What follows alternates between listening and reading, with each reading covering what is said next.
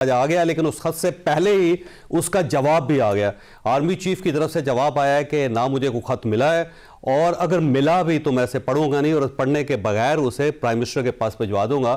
جس کے بعد گورنمنٹ کی طرف سے یہ کلیم کیا جا رہا ہے کہ آرمی کی طرف سے یہ میسج آ گیا ہے کہ ہم ایک پیج پہ ہیں, اور اس پیج کے اندر وزیر صاحب جو ہیں وہ باس ہیں, اور آرمی چیف نے وہ خط اگر آیا بھی تو اپنے باس کو بھیجنا ہے کہ وہ اس کا فیصلہ کرے.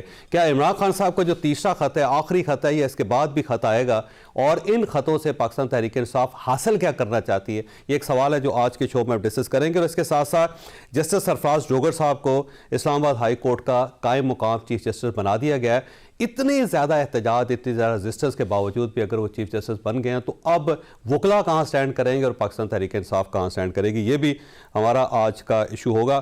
ہمارے ساتھ تشریف رکھتے ہیں منیر فاروق صاحب, سینئر صحافی, اینکر پرسن, آپ انہیں اچھی طرح جانتے ہیں. فیصل چودھری صاحب ہمارے ساتھ تشریف رکھتے ہیں اسلام آباد اسٹوڈیو سے, پاکستان تحریک انصاف کے وکیل ہیں اور پاکستان تحریک انصاف کے ساتھ ان کا تعلق بھی ہے. اور بیرسٹر عقیل ملک صاحب ہمارے ساتھ تشریف رکھتے ہیں, پاکستان مسلم لیگ نون کے ساتھ ان کا تعلق ہے. فیصل صاحب, سب سے پہلے آپ کی طرف آؤں گا. خط کا سب سے پہلا آپ نے اندیہ دیا تھا کہ عمران خان صاحب ایک تیسرا خط لکھ رہے ہیں, اور آپ نے سب سے پہلے اس کے مندرجات جو ہیں پوری قوم کے سامنے رکھے تھے. آج وہ خط آ گیا, لیکن افواج پاکستان کی طرف سے اس کا رسپانس پہلے سے آ گیا. تو اگر جواب نہیں آنا ان خطوط کا تو لکھ کیوں رہے ہیں آپ؟ دیکھیے جاوید صاحب, اس خط کا مخاطب جو ہے وہ آرمی کی ٹاپ کمانڈ کے علاوہ عوام پاکستان ہے.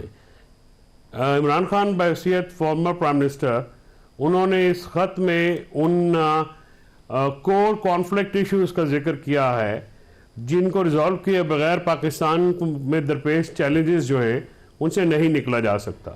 عمران خان صاحب نے یہ کہا ہے کہ فوج بہت بڑی جنگ لڑی ہے, فوج بھی میری ہے اور ملک بھی میرا ہے, ہمارے بچے شہادتیں دے رہے ہیں, لیکن اس کے باوجود کہ ایک بڑی جنگ میں فوج مصروف ہے, عوام میں اور فوج میں ایک گیپ نظر آتا ہے, خلیج نظر آتی ہے, اور اس میں ہم آہنگی کا وہ فقدان ہے. اور اس کی وجہ 6 پوائنٹس جو انہوں نے بتائے کہ یہ کور کانفلکٹ ہے جس پہ پالیسی پہ نظر ثانی کرنے کی ضرورت ہے, کیونکہ اس پر نظر ثانی کے بغیر ملک آگے نہیں جا سکتا.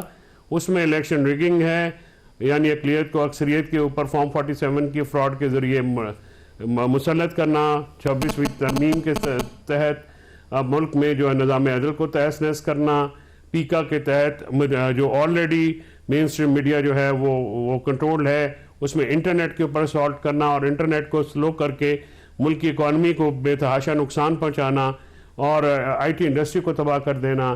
اس کے بعد جو ہے بڑھتی ہوئی دہشت گردی, کیونکہ تمام جو وہ ادارے ہیں جن کا ایجنسیاں ہیں جن کا کام دہشت گردی کو روکنا ہے, ان کو Pakistan P T I Tehreek Insaf کو کرش کرنے پر لگا دیا گیا ہے, اور تمام جو ہے ادارے اپنا وہ اصل کام چھوڑ کے سیاسی جو ہے وہ پولیٹیکل انجینئرنگ میں مصروف ہیں, جیسا کہ سپریم کورٹ کے ججز نے بھی کہا تھا. تو اس کے ساتھ ساتھ جو ہے ہماری معاشی جمود جو ہے وہ بہت بڑھ گیا ہے, اور جب تک پاکستان میں رول آف لا نہیں ہوگا, ڈیموکریسی نہیں ہوگی, آزاد میڈیا نہیں ہوگا, اور سب سے بڑھ کے انٹرنیٹ نہیں ہوگا, تو پھر ہم آگے نہیں بڑھ سکتے. تو یہ وہ کور ایشوز ہیں جن پہ نظر ثانی کی ضرورت محسوس ہوتی ہے, اور ہم نے سیاسی قوتوں کو انگیج کر کے دیکھ لیا مذاکرات کے ذریعے, وہ ڈیلیور نہیں کر سکے. ایون آج بھی چودھری اعجاز صاحب کا جو پروڈکشن آرڈر ہے اس پہ امپلیمنٹیشن نہیں کروا پا رہی سویلین حکومت. یہ خط جو ہے یہ بنیادی طور پہ احاطہ کرتا ہے ان تمام کانفلکٹس کا, تمام تضادات کا جو کہ اس وقت پریویل کر رہے ہیں, اور عمران خان صاحب نے ان کا احاطہ کیا. اچھا عقیل ملک صاحب, آپ کی طرف آنے ظاہر ہے گورنمنٹ ہے, اور پہلے گورنمنٹ سے مایوس ہو کے پاکستان تحریک انصاف اب آرمی کا دروازہ کھٹکھٹا رہی ہے, اور ہو سکتا ہے خط کے بارے میں ابھی اعتراض کرے کہ کیوں لکھا جا رہا ہے, اس طرح نہیں لکھے جانے چاہیے, کوئی فائدہ نہیں ہے, لیکن جو مدرجات ہیں ان کے اندر جان ہے, کیونکہ مجھے لگتا ہے کہ پاکستان تحریک انصاف اور عمران خان صاحب یہ چاہتے ہیں کہ سسٹم آگے بڑھے, ملک آگے بڑھے. تو آپ ان خطوط کو سیریس کیوں نہیں لے رہے؟ بسم اللہ الرحمن الرحیم. جاوید چودھری صاحب بہت بہت شکریہ. دیکھیں غالب نے کیا خوب فرمایا ہے, خط لکھیں گے گرچہ مطلب کچھ نہ ہو, خط لکھیں گے گرچہ مطلب کچھ نہ ہو, ہم تو عاشق ہیں تمہارے نام کے. تو بات یہ ہے کہ خط و کتابت کا سلسلہ تو اسی طرح ہی ہے, ایک نہیں دو, دو نہیں تین, اب فیصل چودھری صاحب میرے بھائی ہیں اور پتہ نہیں کسی چوتھے خط کا بھی شاید آپ کے شو پہ اعتراف نہ کر لیں, اور چوتھا خط لگتا مجھے یہ ہے کہ سیدھا ڈونلڈ ٹرمپ کو وائٹ ہاؤس میں لکھا جائے گا کہ یہاں پہ تو بات بن نہیں رہی, یہاں پہ میری دال گل نہیں رہی, تو وہیں سے کسی قسم کی جو ہے مدد امداد آنی چاہیے, کیونکہ امریکہ کی حکومت بنے 1 مہینہ ہو چکا ہے. جی بالکل, اس سے اچھے اور بھی آئیڈیاز ہیں. اس سے اگلا جو ہے وہ پھر وینزویلا کے پریزیڈنٹ کو بھی لکھیں گے, اس سے اگلا جو ہے وہ ہو سکتا ہے کہ کسی ایسے ملک کے پریزیڈنٹ کو بھی لکھیں. تو یہ خطوں کا سلسلہ جو ہے وہ چلتا رہے گا. حالانکہ مین جو ایشو ہے اس کے نہیں, بالکل بھی نہیں فیصل چودھری صاحب, اس کا آپ کے خطوں کا متن کیا ہے؟ آپ انسپریشن ڈرا کر رہے ہیں نیلسن منڈیلا سے, آپ کے لیڈر انسپریشن ڈرا کر رہے ہیں, تاریخ کے پنوں میں جو چیزیں کتابوں میں جو پڑھا ہے اسی کو بس امپلیمنٹ کر رہے ہیں in real life. Martin Luther king کے جو خطوط تھے ان سے انسپریشن ڈرا ہو رہی ہے. اسی لیے سن لیں, اور مجیب الرحمان کے جو 6 نکات تھے وہاں سے انسپریشن ڈرا ہو رہی ہے. تو میرے خیال سے یہ تمام تر تانے بانے تو نظر آنے چاہیے کہ کہاں پہ جا کے ملتے ہیں. اب جو 6 نکات انہوں نے بتائے ہیں, یہ جو توجہ موضوع کروانے کی کوشش کی گئی ہے, یہ تو آپ کے سامنے ہے, اس کے لب لباب کیا ہے خطوط میں. لیکن اصل جو مسئلہ ہے جاوید چودھری صاحب, وہ 12 دفعہ یہ خطوط کے ذریعے بات کی جا رہی ہے. پہلے تو ٹویٹس کے ذریعے کی جا رہی تھی, اب خطوں کے ذریعے کی جا رہی ہے کہ خدا را اپنی پالیسی پہ نظر ثانی کریں, خدا را پالیسی شفٹ کریں. جس طرح میں اقتدار میں مجھے لایا گیا تھا, اسی طرح کسی طرح میرے پہ رحم کھا کے دوبارہ اقتدار میں لایا جائے. ایسا نہیں ہو سکتا, اور ایسا اس لیے نہیں ہو سکتا کیونکہ جو ملک کا حال عمران خان صاحب نے کیا, جو ان کی پالیسیز کا ناقابل تلافی نقصان پاکستان کو پہنچا, اور جو 3.5 سال میں بیڑا غرق پاکستان کا ہوا, سو obviously it's very clear کہ انہوں نے جو جرم کیا ہے اس کی سزا تو ان کو ملنی ہے, اس سے تو بچت نہیں ہو سکتی.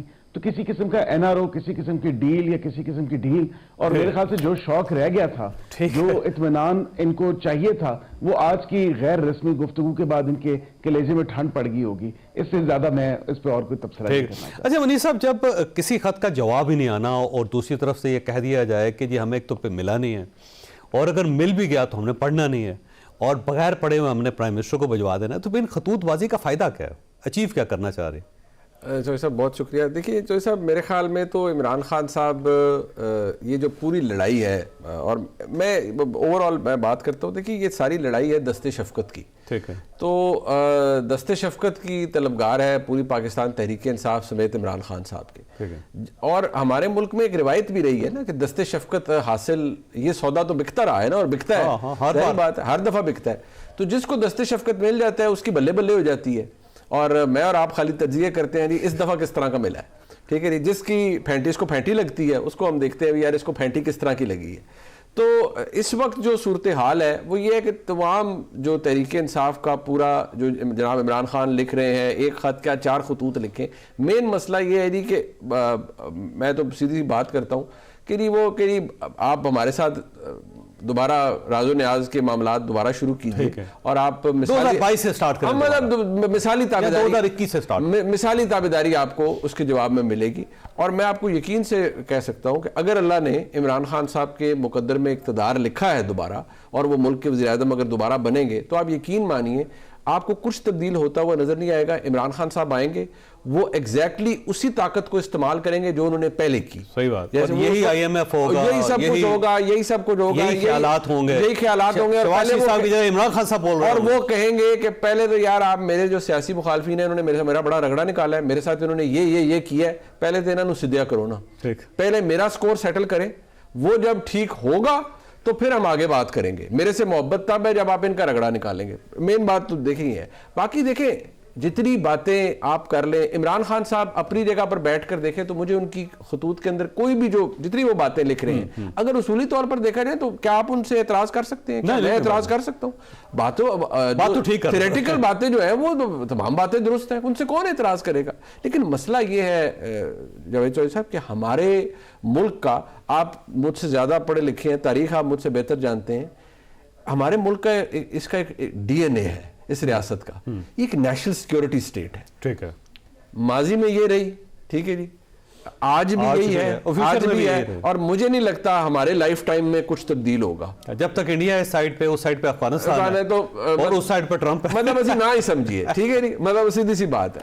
تو جب تک یہ معاملات ہیں اور جب تک سیاستدان، کوئی بھی سیاستدان، میں کسی کو پرٹیکولرائز نہیں کر رہا، کوئی بھی سیاستدان اس چیز کی طاق میں رہے گا نہیں کہ میں اسٹیبلشمنٹ کی مدد استعمال کرتے کہ اقتدار میں کیسے آؤں یا اسٹیبلشمنٹ کی مدد حاصل کر کے دوسرے کو اقتدار سے کیسے پچھاڑوں، جب تک یہ ریٹ ریس رہے گی تو یقین مانیں ہم ایک وشیس سرکل کے اندر ہیں. Nothing is going to change. ہم جتنی باتیں ہم یہاں کر رہے ہیں، اگر اصولی طور پر دیکھا جائے، جب میاں نواز شریف صاحب نے نعرہ لگایا تھا ووٹ کو عزت دو کا، اس سے کون ڈس ایگری کر سکتا ہے جی؟ لیکن مسئلہ یہ ہے، بھولتے ہوئے دیر نہیں لگائی پھر میاں صاحب. لیکن میں وہی عرض کر رہا ہوں نا جی کہ جب آپ قریب آتے ہیں اقتدار کے اور آپ کو لگتا ہے you've got a good solid grip, one grip on the power، تو پھر آپ بہت ساری چیزوں کو بالائے طاق رکھ دیتے ہیں. پھر آپ کہتے ہیں کچھ چیزوں کو بیک برنر پہ ڈال دیں کیونکہ ضرورت آج اس کی ہے. آپ دیکھیے نا، جوتوں سمیت وہ کہتے ہیں نا وہ گھس جانا، آنکھوں میں گھس جانا، وہ والی بات ہے کہ جو 2018 کے اندر عمران خان صاحب آئے،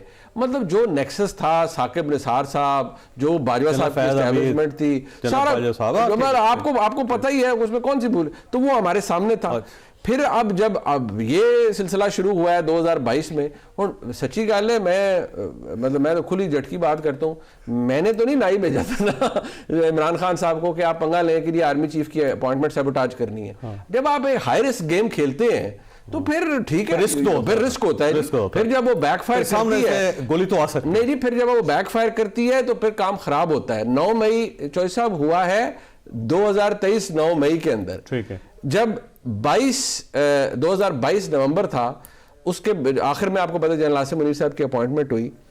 میں ابھی بھی میں کوٹ اس لیے کرتا ہوں بیکاز وہ بات اپنی جگہ موجود ہے کہ 4 دسمبر 2022 کو میں نے ایک سٹوری لکھی دی نیوز کے اندر، فرنٹ پیج پہ چھپی. میں نے کہا جو حالات ہیں، اگر جب یہ بن چکے ہیں، ایک 3 اسٹار جنرل کا کورٹ مارشل آپ رول آؤٹ نہیں کر سکتے. That is part of the record میں نے لکھا. دوسرا میں نے یہ لکھا جو عمران خان صاحب کر گزرے ہیں اس کا خمیازہ بھگتنا پڑے گا. صحیح بات ہے. سو وہ ایک ایسا اسکرپٹ ہے جو چلی جا رہا ہے. بریک لینے دیں. چوہدری صاحب آپ کے پاس ایک سوال چھوڑ کے جا رہا ہوں کہ آخری خط ہے خان صاحب کا، یا اس نا امیدی کے بعد بھی امید ہے؟ چھوٹی سی بریک، اور بریک کے بعد دوبارہ ضرورت.